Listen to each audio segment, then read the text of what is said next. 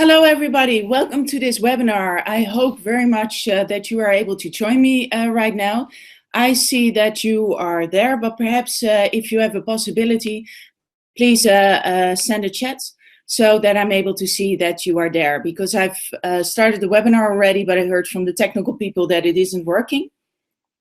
So I hope we have some view right now.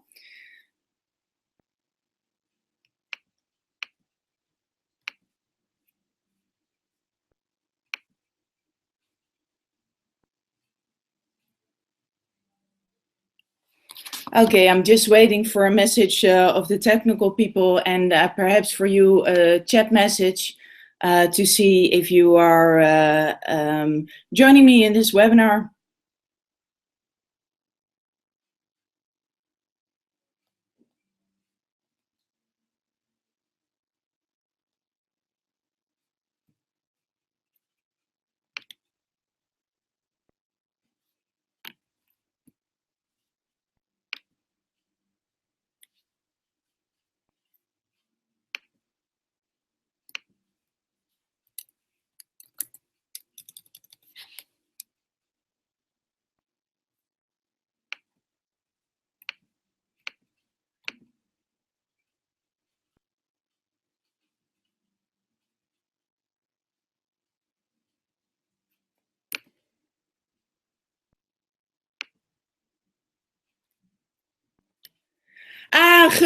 Geweldig, brilliant. It is working out. I'm sorry for the technical difficulties. I'm going to switch to the right screen, and we're going to work on work-life balance right now. I'm really looking forward.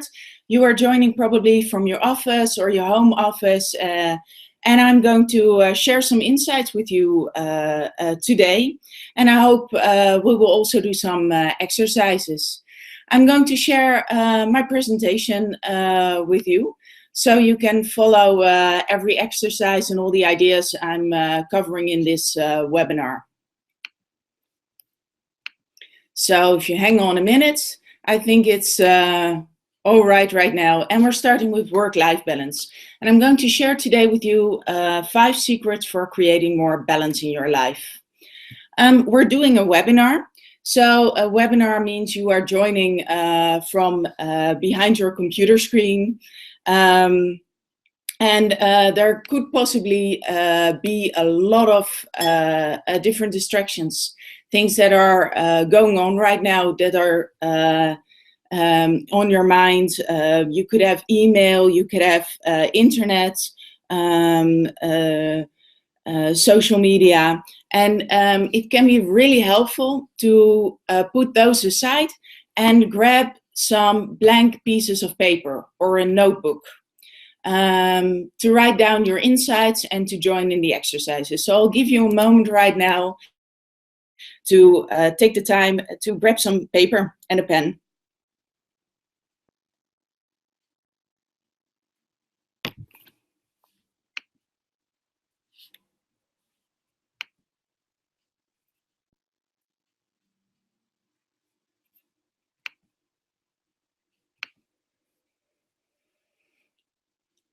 Okay, so since you are probably fully prepared right now, what is on our agenda? We're going to talk about work-life balance. I want to tell you a little bit more about my view on this subject. And then I'm going to present to you 5 secrets with some insights and some practical tools. We'll do some exercises also, and afterwards there is room for Q&A. So you are able to ask your questions and I will answer them. But first off, we'll look at work-life balance. And if we look at work-life balance, it's a lot talking about work versus life. But for me, a work-life balance is not just so much about balancing work and kids, but it's about creating a life where you have room to pay attention to all the different aspects that are important to you in life. So that could be career, doing meaningful work, but also friends. It could be about making sure you have a good health as far as you can take care of it, and taking care of family and other loved ones. So there are a lot of different aspects in life, and it's work-life balance for me, or life balance, is much about what is really important to you, instead of running around stressed all the time or feeling like you're not making the most out of it. So in this respect, work-life balance is really about what is important to you, and it may vary according to your personal situation and the life stage you are in. It can be really challenging because there are many choices, a lot of commitments, a lot of different things to do, and this can lead to feeling overwhelmed, feeling guilty that you should be paying more attention to work when you're with your kids or when you're with your family, and the other way around goes the same way. It may also be for you that you feel like, I don't recognize juggling so many balls or having too much to dos, but I feel things are going quite well. But I'm interested in looking at ways to make it even better, to improve it even more. So that's also a possibility. What I'm going to do is share 5 secrets. Here you have a preview of these 5 secrets, and we'll go into them one by one. So we'll start up with the first one. And the first secret might sound really logical, but it's in practice quite more difficult. And that's knowing what is really important to you and focusing on what matters. Because if you know what really matters to you, it can really help you to make conscious choices on a daily basis. And this may seem like common knowledge, but unfortunately, it's not common practice. The big problem is that usually we lose out of sight what is really important. And perhaps you may recognize this situation where you or someone around you has experienced a serious illness, or perhaps a death in the family. And then when you talk to these people or you recognize it yourself, they say it has completely shifted their priorities. So it gave them a totally different perspective on life. So what we're going to do right now is a small exercise, and this exercise is called New Year's Eve. It's a small exercise that can help you gain more insight on what is important to you. We're going to do it right now for a short while, but if you want to afterwards, you'll also get a video of the webinar. You can access it more easily. So you can do the exercise again and repeat it for yourself. And right now, I think you're in a chair, and I'm asking you to lean back, sit back, and dream a little, because we don't take so much time to dream. Well, grab your paper also, and perhaps you might want to doodle or write down some keywords. And the exercise is focus on your next New Year's Eve.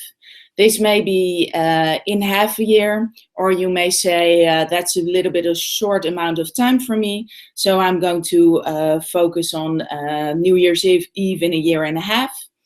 And this is going to be a brilliant, great New Year's Eve. There are a lot of things you are grateful for, things that have happened that you're really happy about. And just fantasize right now. Think about what has happened, what are you doing, who are you with, and just write some keywords down. I'm going to set my timer on a few minutes, and you can just experiment with this exercise.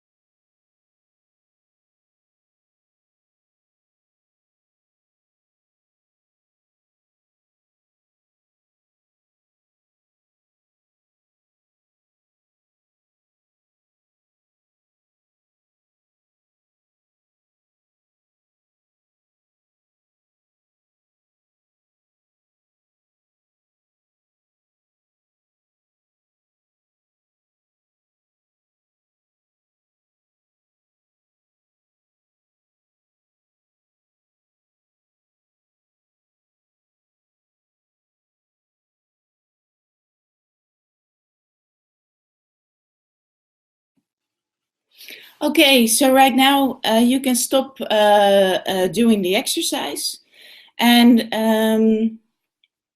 I hope it has brought some nice ideas in your head.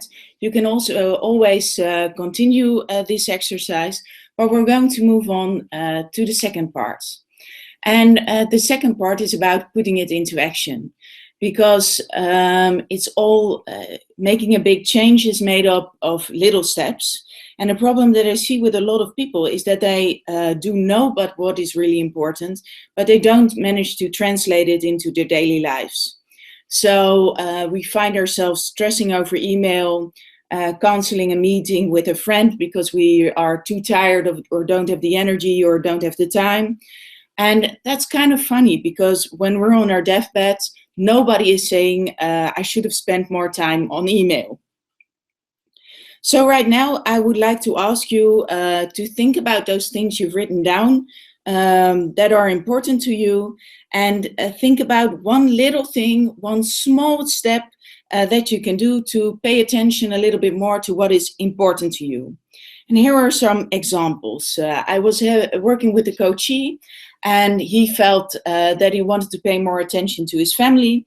So the next weekend, he planned a family outing. A great other way would be to send a postcard to a good friend. So remember, they don't have to be big actions. And what I heard from a scientist was that she started the next day reading a research article, because research was what was really important to her. She couldn't find the time, but this way she takes a small amount of time every day. And another person decided to take a walk. So take a minute right now and write down what your small 1% action is going to be.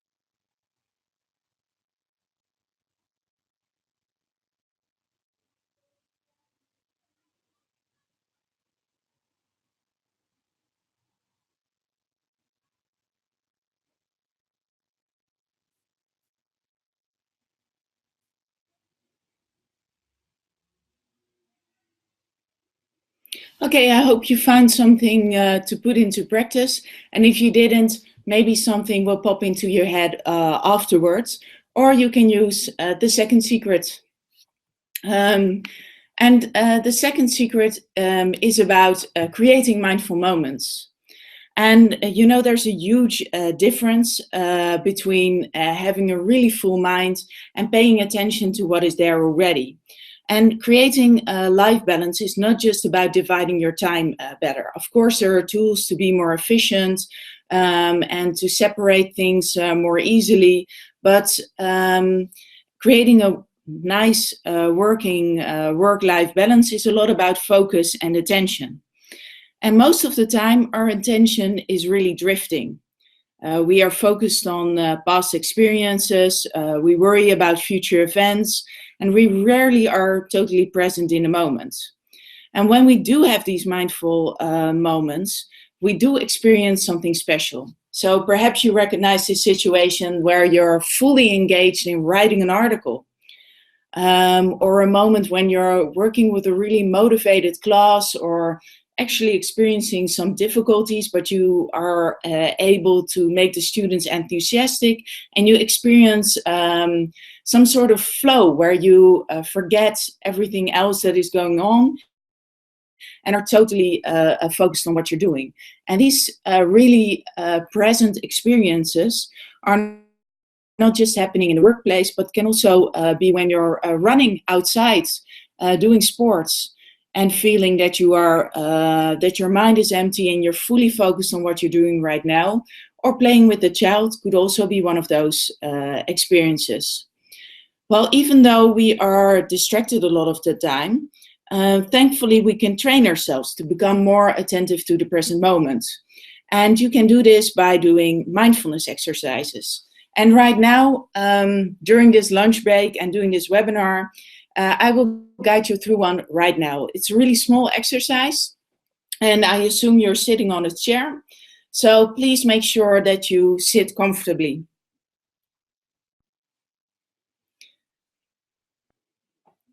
Rest your back against the chair. Put your feet on the ground.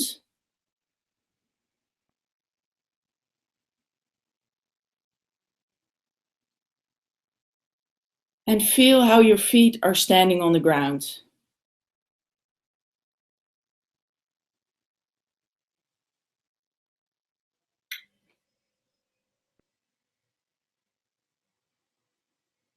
And secondly, feel how your behind is leaning on the chair, how you are supported by the chair right now.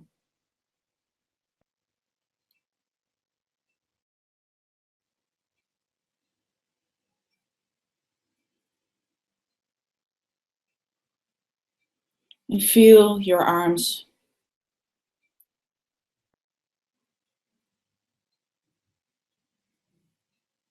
And now I'm asking you to let go of your attention for the body and switch towards the breath. You don't have to change anything about your breath. Just notice how you're breathing in and how you're breathing out.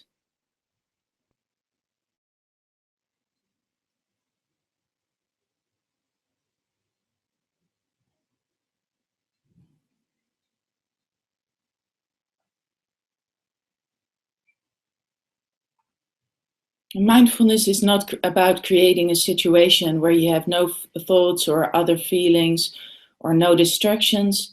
But when you get distracted, you just notice that you are distracted and you move your attention back to your breath at the moment.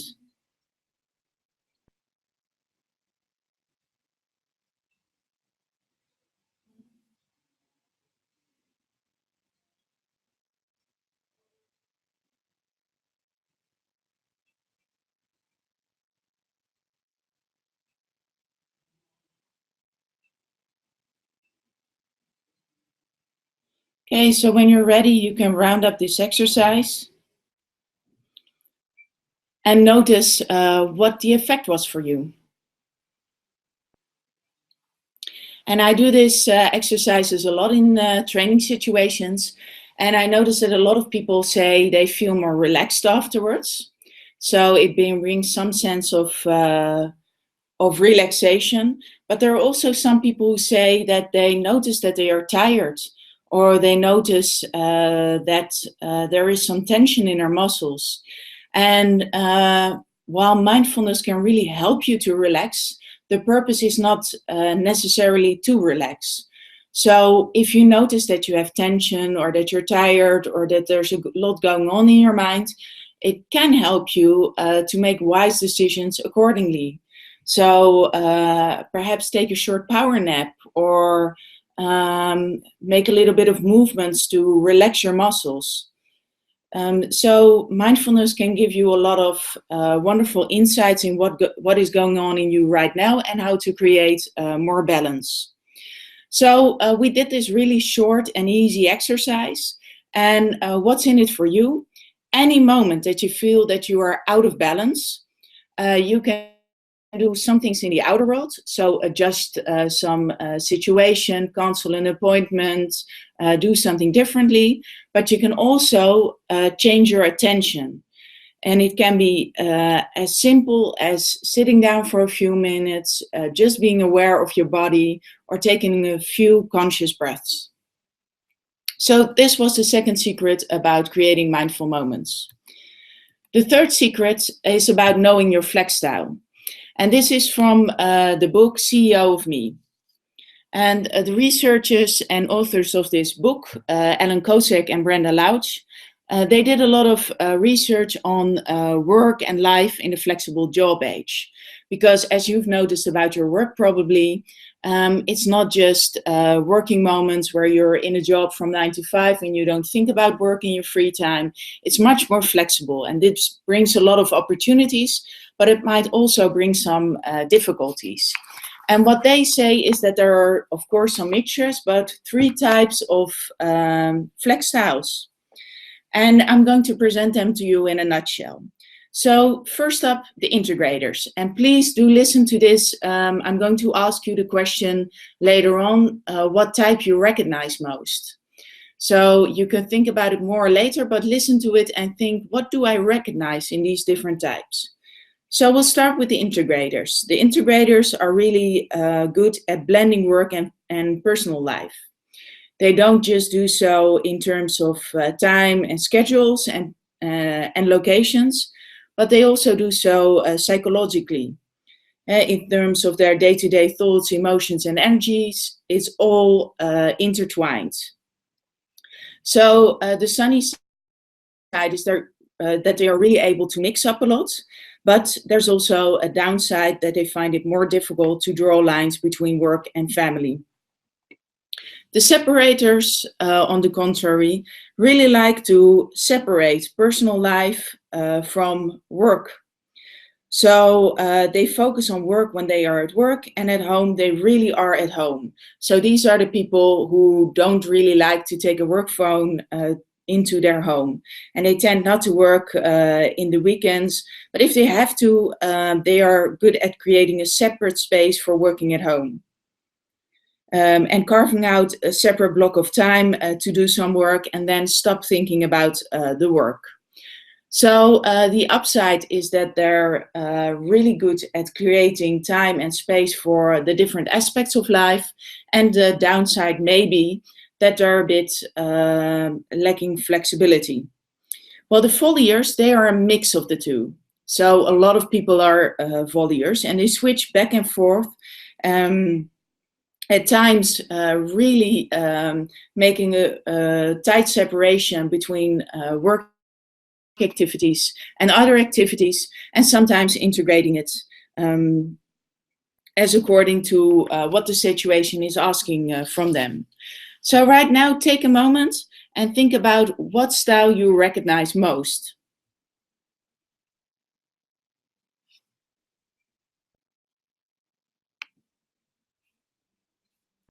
And perhaps if you have the opportunity, you could send in the chat and say what style you recognize most, so we get some idea about the group.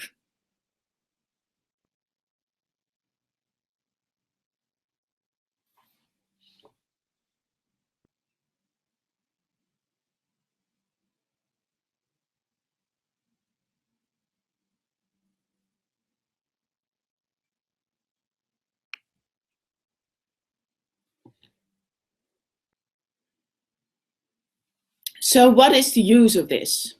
How does it help you to know what your flex style is? Well, the first part is that it can help you find your own strategy that will work for you. And secondly, it can also prevent miscommunications with other people, because if a separator and an integrator work together, they need to mix the different styles to make sure that it really works.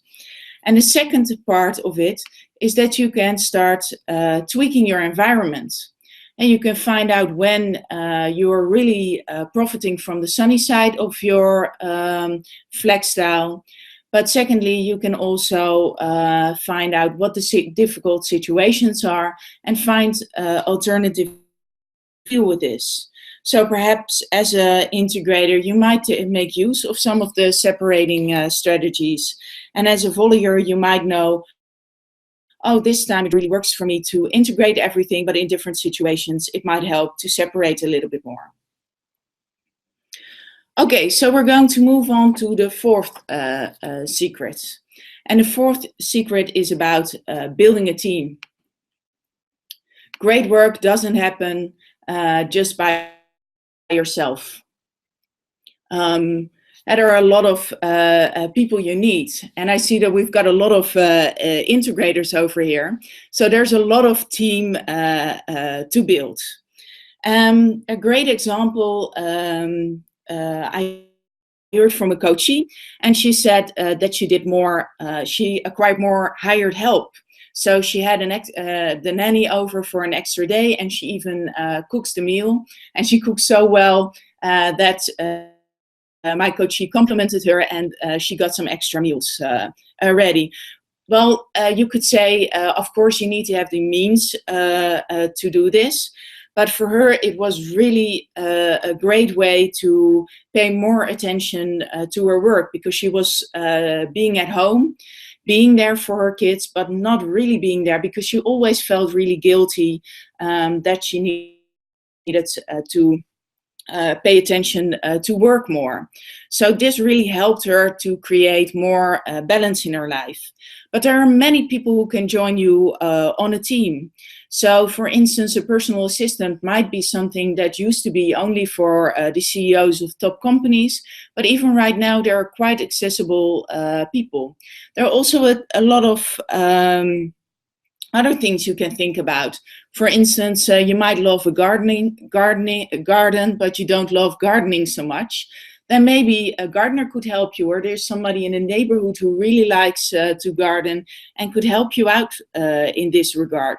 And what I find is that you can find people in your team for really in all kinds of places.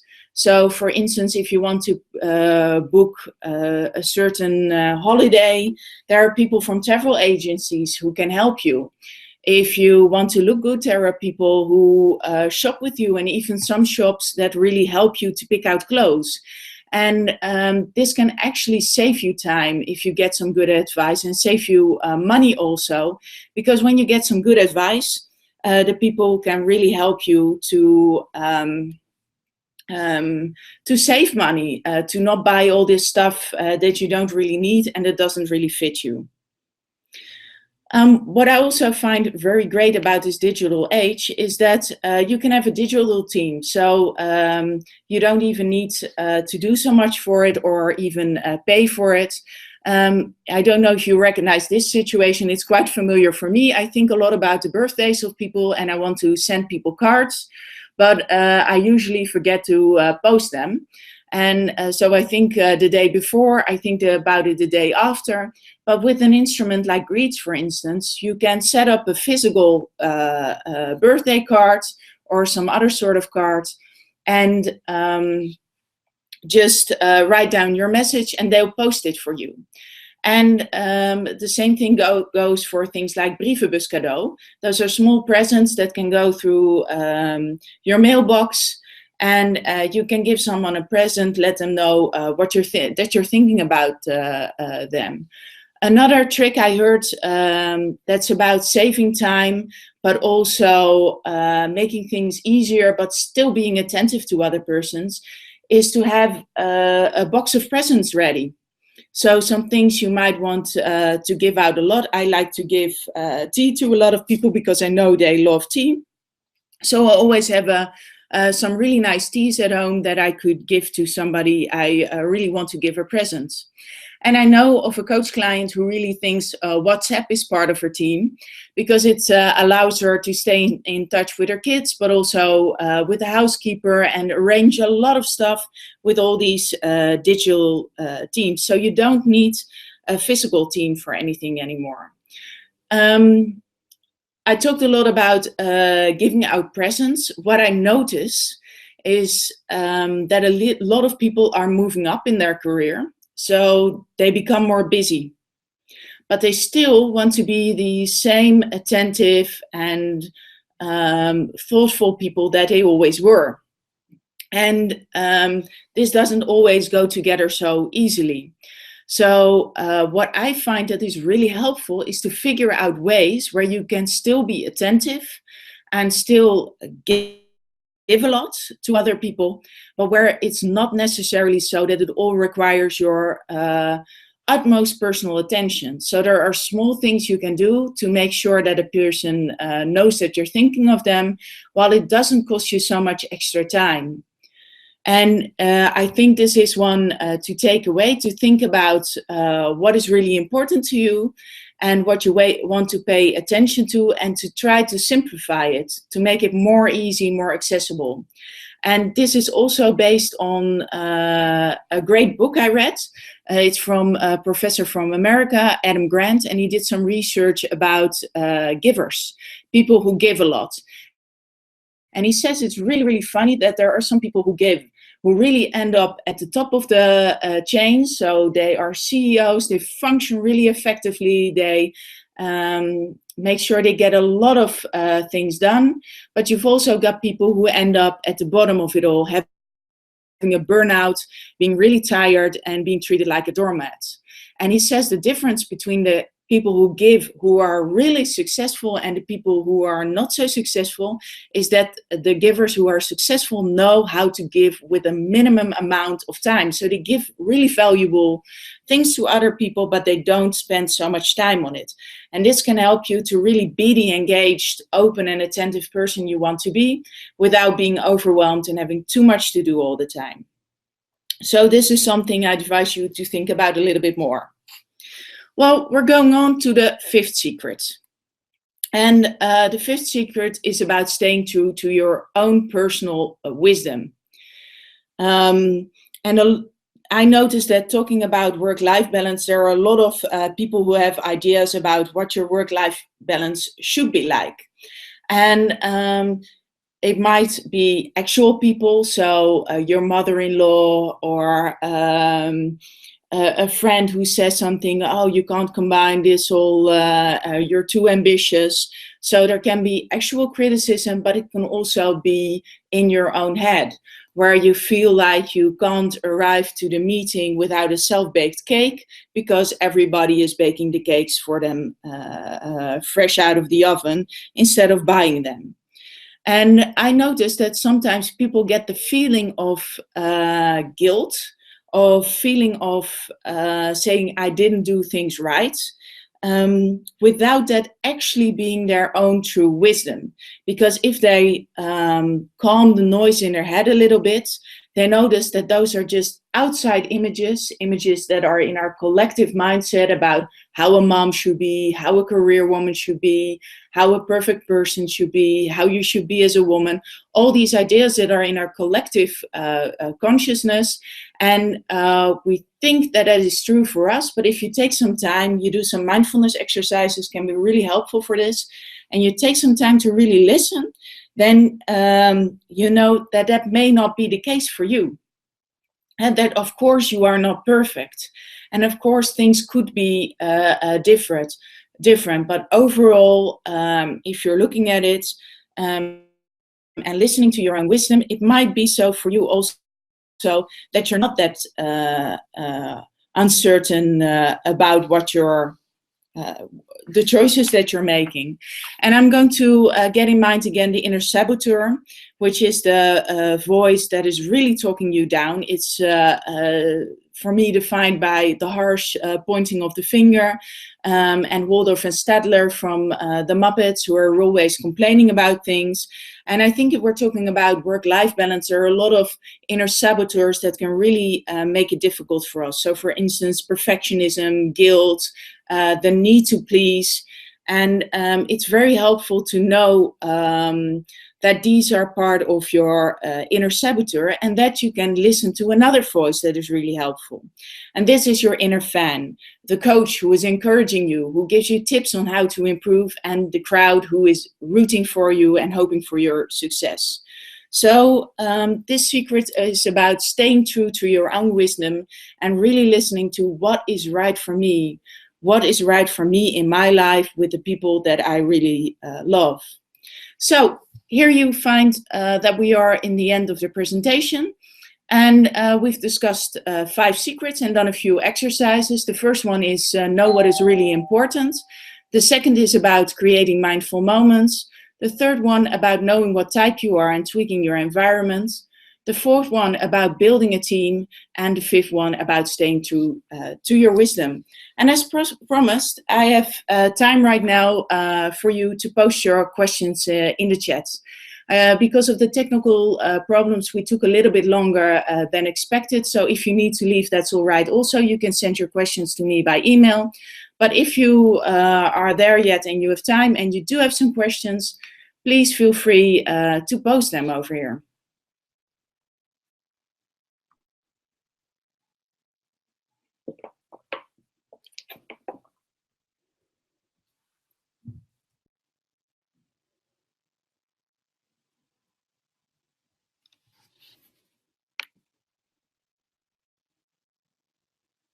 Expected. So if you need to leave, that's all right. Also, you can send your questions to me by email. But if you are there yet and you have time and you do have some questions, please feel free to post them over here. And I'm also quite interested to hear what you are taking home. So perhaps if you don't have a question, I think it's interesting for me to know, but it's also interesting for you to write down a little something about what insight you take home. If you need to leave, that's all right. Also, you can send your questions to me by email. And I'm sorry, that was a little interruption, a technical difficulty.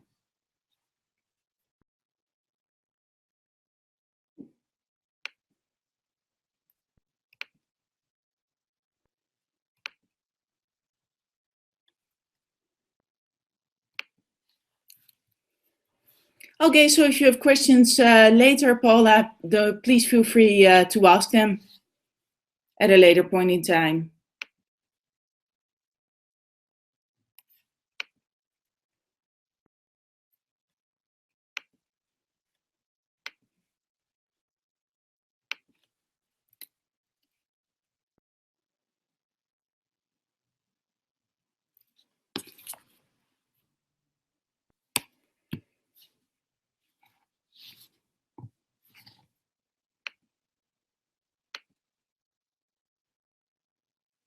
At a later point in time.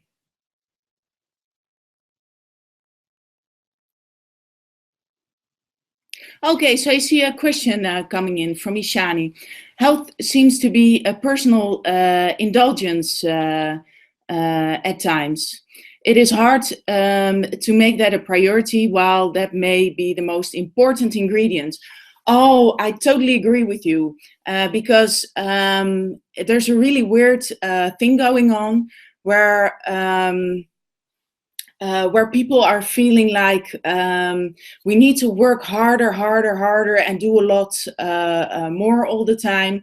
And we have no time to pay attention to health. And I totally agree with you that it's crucial. There's this great audiobook that you can listen in your car and doesn't take too much extra time. And that is called Manage Your Energy, Not Your Time. And the crucial point is that they say that people who do take breaks, who do take care of their physical body by eating well and exercising, and that means that they're way more effective in the workplace. And he actually did research like this. I think it's from Tony Schwartz and a colleague of his. And they did this research, and it shows that people who do take the breaks in those organizations are way more effective.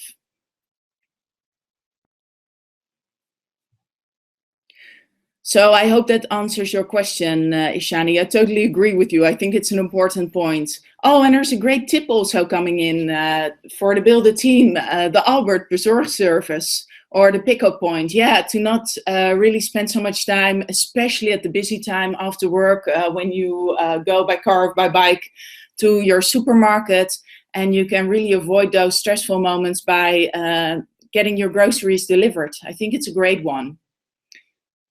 And I also see a lot of, HelloFresh. I know this too, where you can order meals you can prepare for yourself, and it's all biological food, I think, if you're and you get it delivered to your home.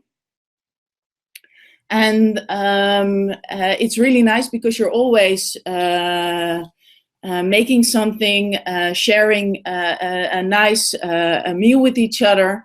And you can order by week, I think, and you get really nice recipes. So that's a great tip. And I think this gives us all another tip, that it's really, really helpful to share tips with each other, because I see a lot of insights going around, but also a lot of tips. And I see Paula has taken a mindfulness course and can really recommend it, especially to incorporate in daily life. Of course, it takes practice like running, but it helps a lot in acute stress situations. I totally agree with you, Paula. I think it is something that is really, really helpful. And of course, it takes some time to practice. And you can't do it all at once. And especially in the really difficult situations, it can help you immediately. But for some people, it's quite difficult to put into practice immediately. But it does have a lot of effects. They say after an 8-week course, actually your brain has changed, and they can see that and in those brilliant brain scanners.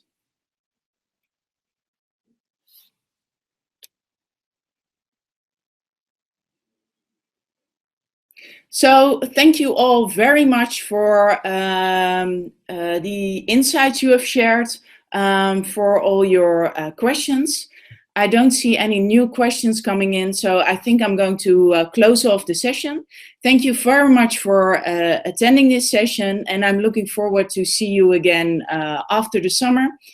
And if you have any questions left, or you're wondering about something, please feel free to get in touch with me. Goodbye.